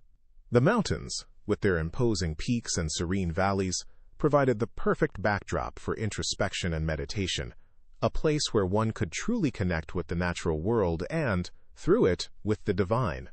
The image of monks meditating in caves, surrounded by the whispers of the wind and the rustling of leaves, flashed through my mind. I wondered what Brother Sato's temple looked like, a grand structure of wood and stone, or a simple collection of huts nestled amongst the trees. I remembered reading once that some temples also served as lodging for travelers or pilgrims making their way through the mountains. These weary souls, undertaking arduous journeys for religious or personal reasons, would find respite and shelter within the temple walls, sharing meals and stories with the monks. It was a testament to the compassionate nature of Buddhism, a tangible expression of the interconnectedness of all beings. I imagined the warmth of a communal fire within the temple walls, the murmur of prayers, and the shared sense of peace amongst travelers from different walks of life. Perhaps Brother Sato's temple was one such place, offering solace and refuge to those traversing the treacherous mountain paths. My father, sensing my contemplation, placed a hand on my shoulder. "It is remarkable, isn't it?" he said, his voice hushed. "The way they dedicate their lives to such a path, living so simply, seeking enlightenment in the silence of the mountains." I nodded, lost in thought. The role of Buddhist temples in Japanese society was something I had often pondered. I knew that historians debated the social and economic impact these institutions had on the communities around them. Some argued that the temples served as vital centers of learning and cultural preservation, safeguarding ancient texts and artistic traditions. Others focused on the economic power wielded by some temples, their vast landholdings and involvement in trade networks. Still others explored the complex relationship between the temples and the ruling elite, examining how religious authority intertwined with political influence. It was a complex tapestry of intertwined threads, and Brother Sato, in his simple orange robes and gentle demeanor, represented just one small part of that intricate picture. Yet his presence, however brief, had left an indelible mark on me. He embodied the quiet strength and unwavering faith that I associated with the monastic life. I wondered about his daily rituals, the texts he studied, the thoughts and aspirations that filled his mind as he walked the mountain paths. The fire crackled, pulling me back to the present. The storm clouds had begun to gather in earnest, the wind picking up and swirling the leaves around us. We needed to find more substantial shelter soon. But as we packed our meager belongings and prepared to move on, I couldn't shake the image of Brother Sato disappearing into the trees, his orange robes a fading beacon in the gathering darkness. He had reminded us in his quiet way of the importance of finding peace within ourselves, no matter the journey we were on. And as we set off into the deepening twilight, his words echoed in my mind, "May you find peace on your journey." It was a blessing, a farewell, and a gentle nudge toward the path of introspection that he had so clearly embraced. The deer path, barely visible in the moonlight, unwound before us like a silver thread. Each crunching step on the fallen pine needles echoed the growing distance between us and the clearing, the shrine, the monk. My father led the way, his hand occasionally brushing against mine in the narrow passages between the trees. The moon, now a brilliant disk high above the canopy, cast long, distorted shadows that danced across the forest floor. Familiar rocks and trees took on a sinister, almost alien appearance. I remembered the arsenic in the wallpaper, its insidious presence mirroring the subtle shift in the atmosphere. The forest, once a haven of tranquility, now felt watchful, expectant. As we descended, the air grew perceptibly warmer, the crisp pine scent gradually giving way to the smoky fragrance of burning incense. Faint strains of music, punctuated by bursts of laughter, reached us on the gentle breeze. The aroma of grilled fish and sweet dumplings, tantalizingly close, further signaled our approach to the main trail and the vibrant festival awaiting us. A strange disorientation settled over me, a feeling of emerging from a deep dream. The clearing, with its quiet solemnity, felt like a distant memory, a world apart from the lively scene we were about to rejoin. The monk, his chanting and ritualistic movements, seemed to belong to another realm entirely. It was as if we had crossed some invisible boundary, leaving behind a sacred space and stepping back into the mundane. I wondered if the villagers, caught up in the revelry of the festival, could even comprehend the serene atmosphere we had just experienced. Could they imagine the quiet reverence of the shrine, tucked away in its hidden clearing, while they celebrated amidst the noise and color of the festival grounds? It felt as though we carried a secret, a glimpse into another world, unseen and unknown to those who remained on the well-trodden path. History is replete with examples of such journeys, of pilgrimages to sacred sites often undertaken during festivals.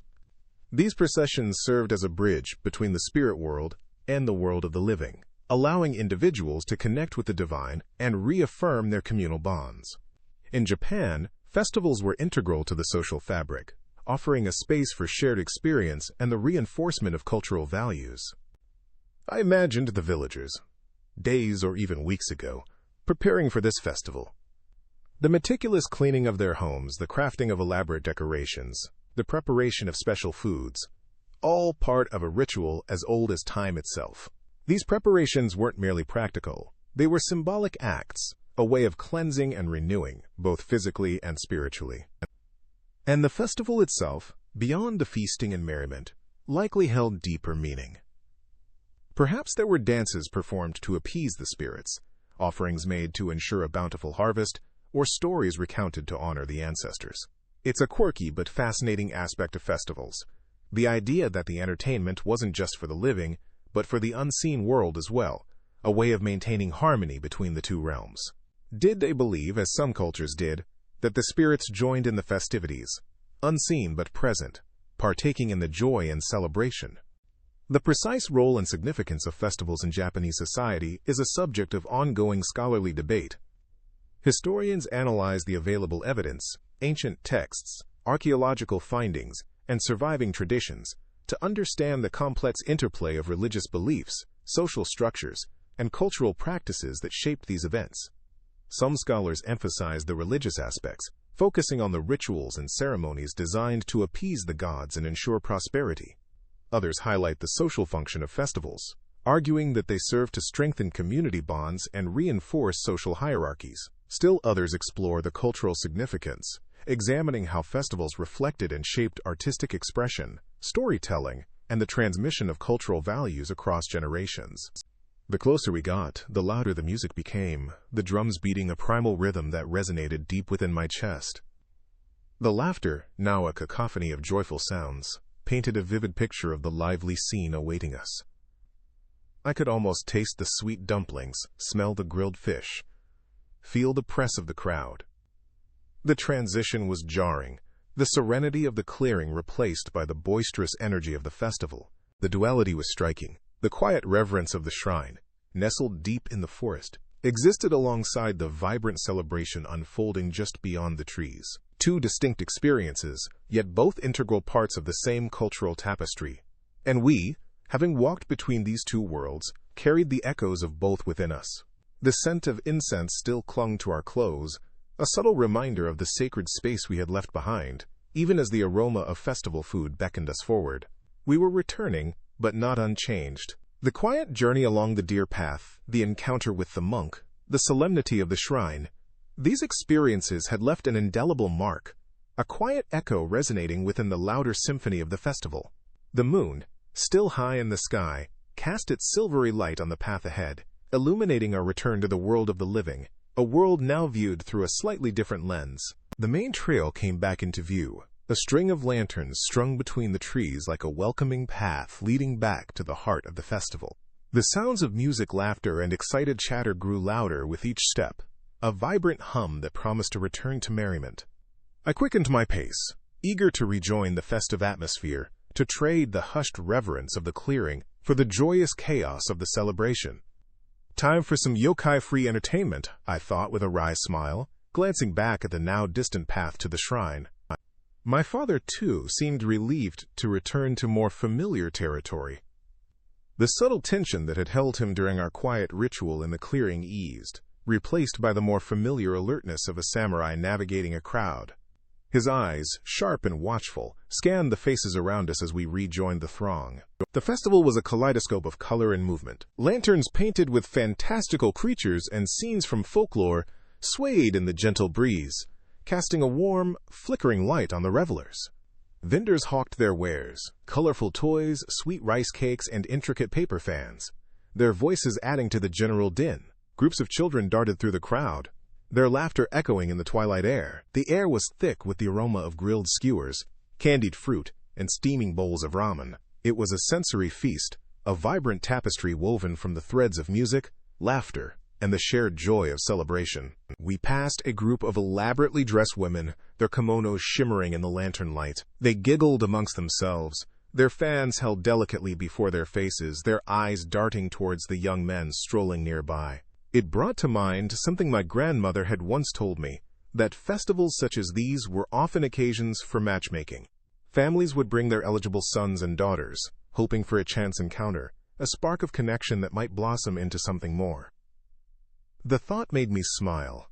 It seemed, even amidst the boisterous celebration, quieter, more personal dramas were unfolding. My father paused before a stall selling steaming bowls of udon, his gaze fixed on the vendor's practiced movements as he ladled the broth and arranged the toppings. "It's good to be back," he murmured, more to himself than to me.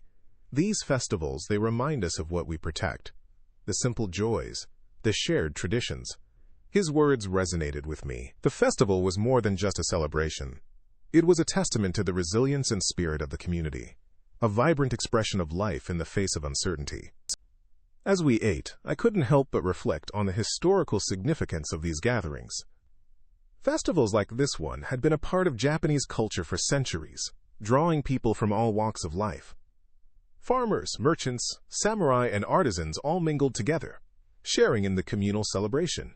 These events provided a rare opportunity for social interaction across class lines, a brief period where the rigid social hierarchy seemed to soften, allowing for a shared sense of belonging. I remembered a heated debate I'd overheard between two scholars at the local academy, arguing about the economic impact of festivals on local communities. One argued that the influx of visitors and the increased trade stimulated the local economy, benefiting everyone from merchants to farmers. The other countered that the cost of organizing such large events, coupled with the disruption to daily life, often outweighed the economic benefits. It was a fascinating discussion, highlighting the complex and often contradictory nature of historical analysis.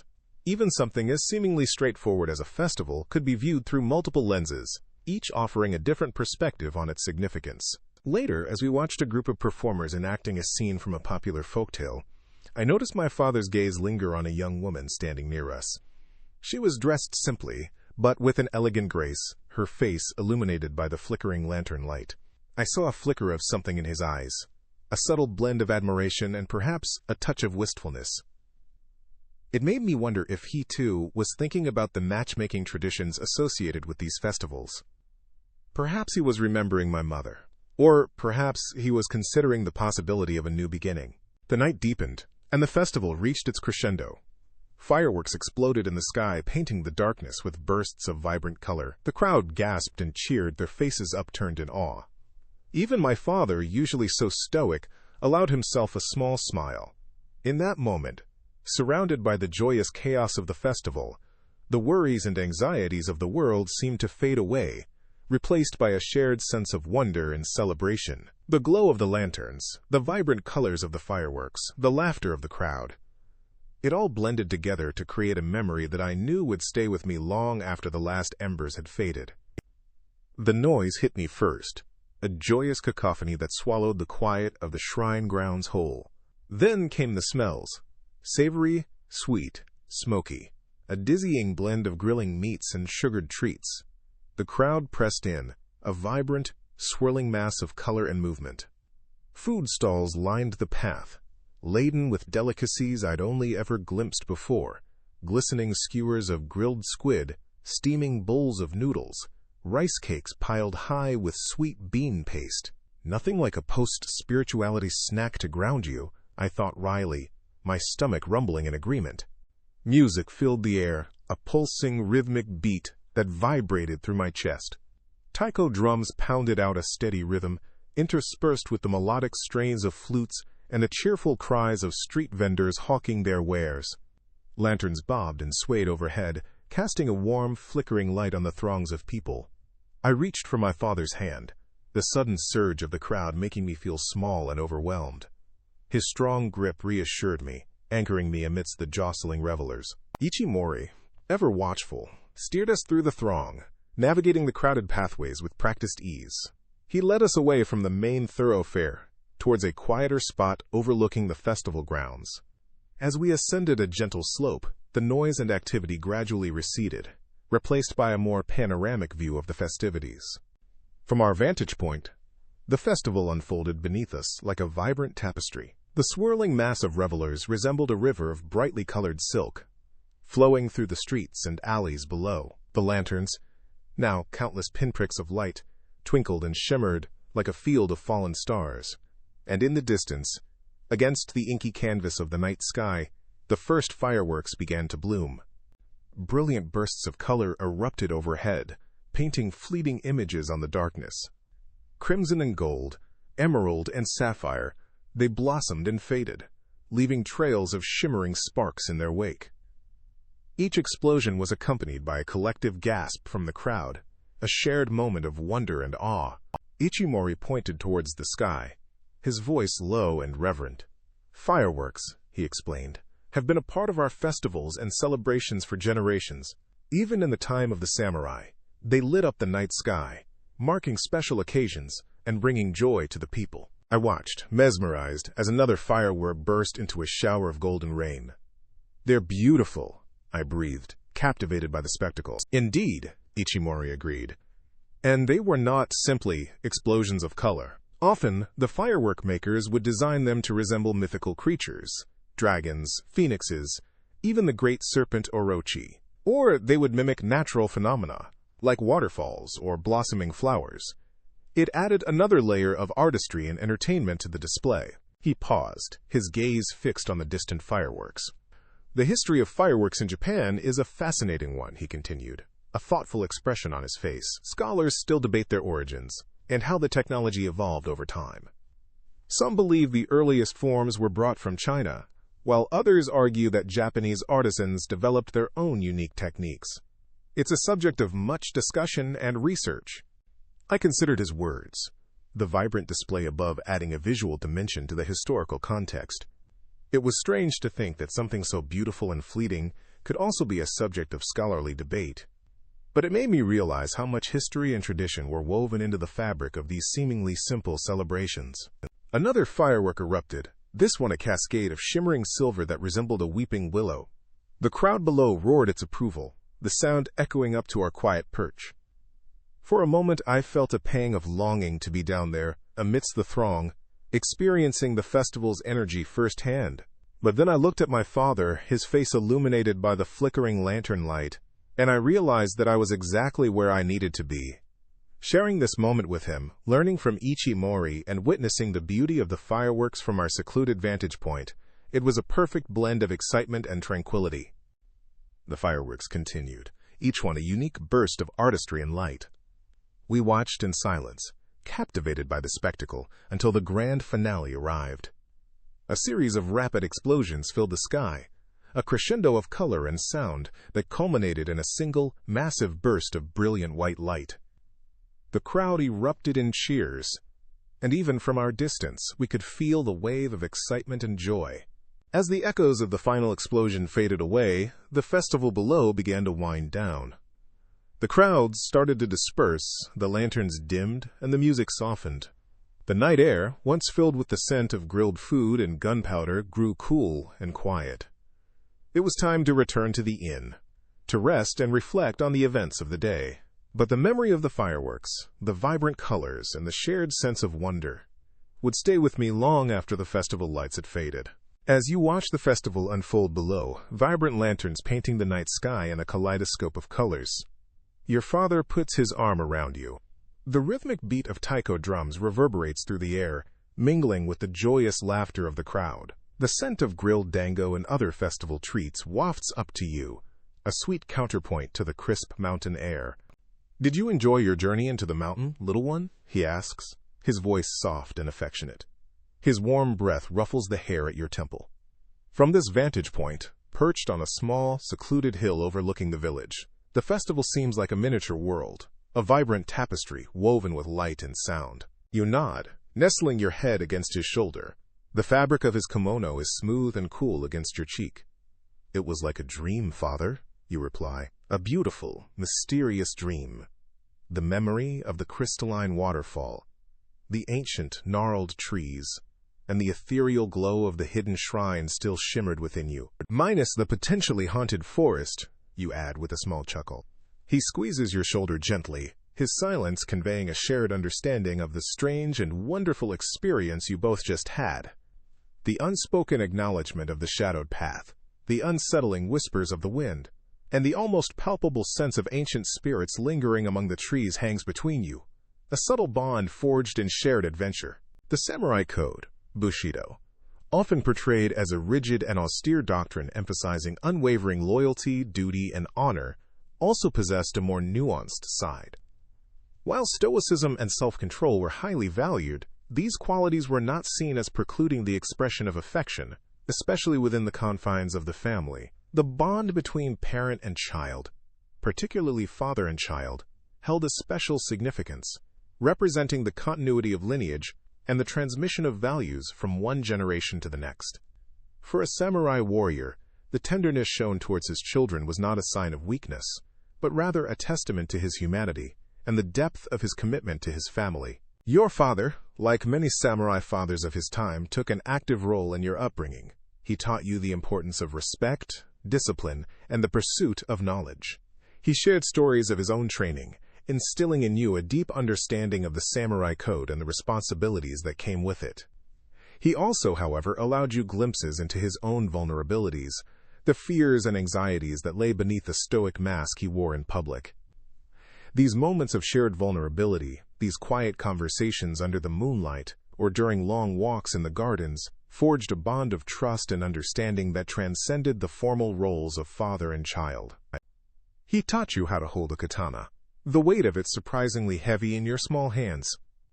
He showed you the proper stance, the precise movements, the controlled breathing that formed the foundation of kenjutsu, the art of the sword.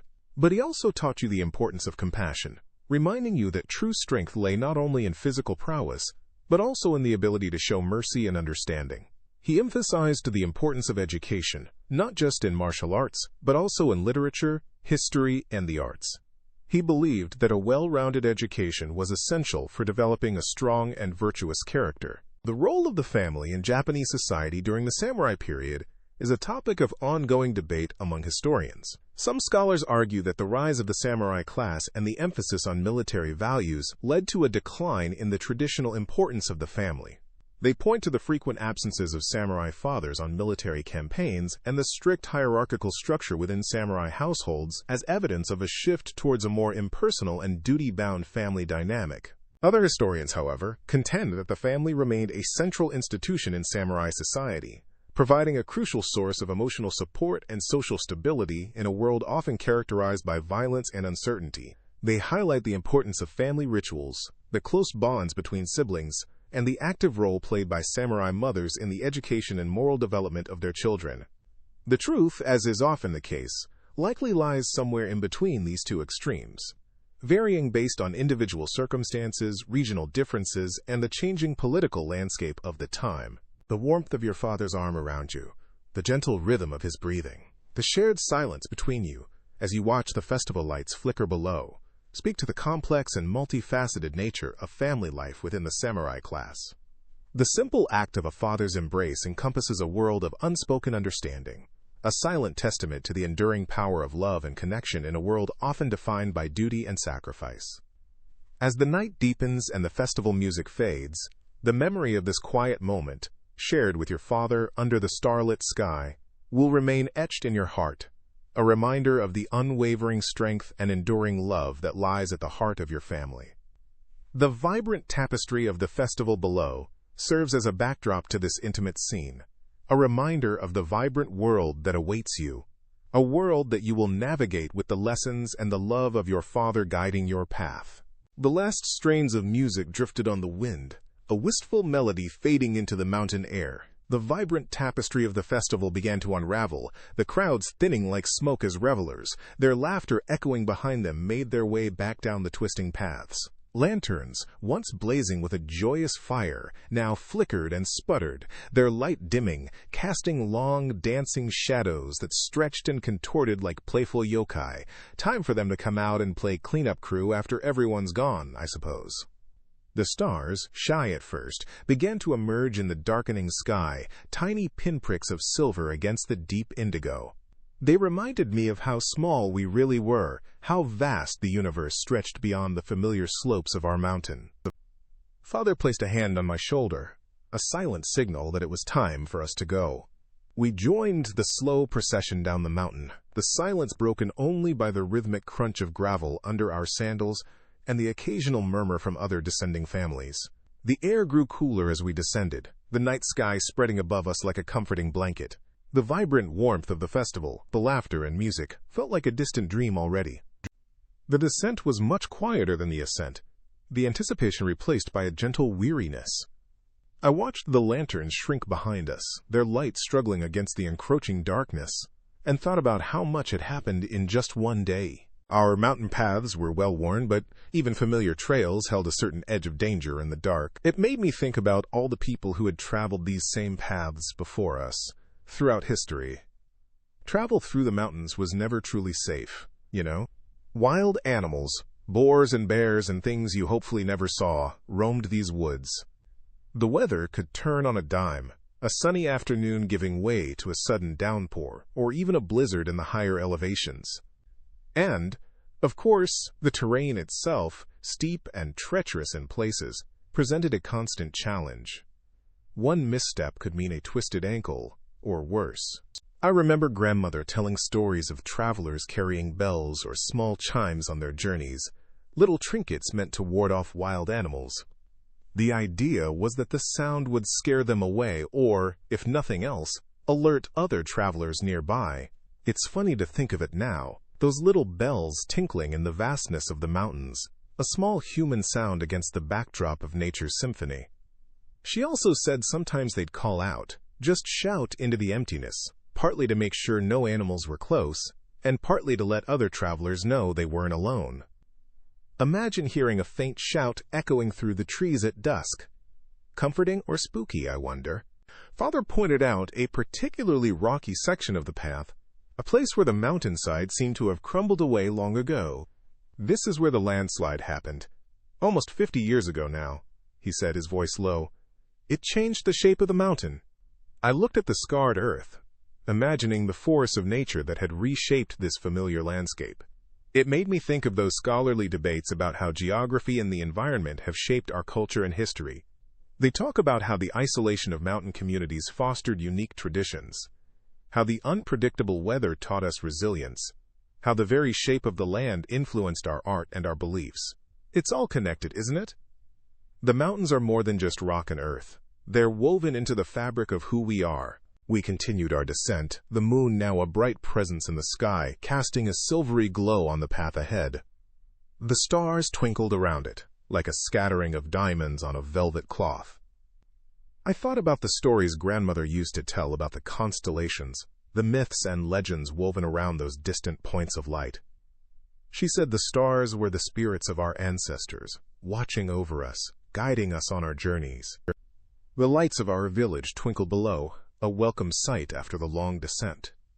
The sounds of the festival were gone now, replaced by the chirping of crickets and the rustling of leaves in the night breeze. The air was crisp and clean, carrying the scent of pine and damp earth. We reached the outskirts of the village, passing the last of the fading lanterns, their light now barely a flicker. The quiet of the night settled around us, a peaceful contrast to the boisterous energy of the festival. I felt a sense of contentment, a quiet joy that comes from returning home after a long journey, even a short one. The mountain had given us its gift of celebration, and now it welcomed us back into its embrace. The shadows and starlight seemed to whisper secrets as we walked, secrets of the past, of the present, and of the future yet to unfold. I knew, with a certainty that settled deep in my bones, that I would carry the memories of this day with me, a bright thread woven into the tapestry of my life. Back in my village, the last lanterns have been extinguished, and the streets are deserted. I climb into my futon, the soft cotton a welcome contrast to the rustling silk of my festival kimono. The memories of the night, the deer path, the clearing, the monk, the lord, the whispering pines, and my father's embrace mingle and merge like the fragments of a dream. The air is cool and silent, only the faint rhythm of my breathing breaking the night's stillness. Sleep approaches, drawing me into its depths. The journey into the mountain, a world of shadows and starlight, spirits and whispered prayers, fades into memory. The echoes of the festival, the distant beat of drums, the laughter of revelers, slowly quiet. And as I drift into sleep, I know that somewhere on the mountain, the deer path is waiting, the shrine stands silent, and the pines whisper secrets to the moon. I know the route back. I can imagine the scene now, as the wind whispers through the pines.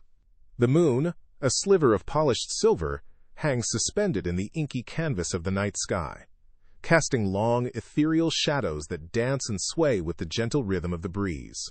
The air is crisp and cool, carrying the faint earthy scent of pine needles and damp earth. The path, barely visible in the moonlight, winds its way through the dense forest, a ribbon of silvered dust leading towards the heart of the mountain.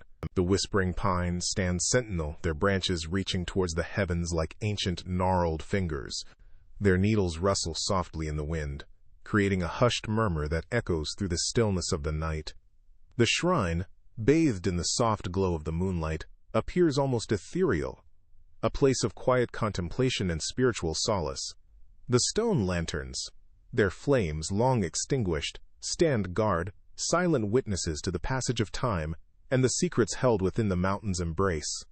A gentle mist drifts through the trees, adding to the mystical atmosphere, veiling the path in a soft, ethereal shroud. The air is alive with the whispers of the mountain, the rustling of leaves, the chirping of crickets, and the soft hoot of an owl in the distance.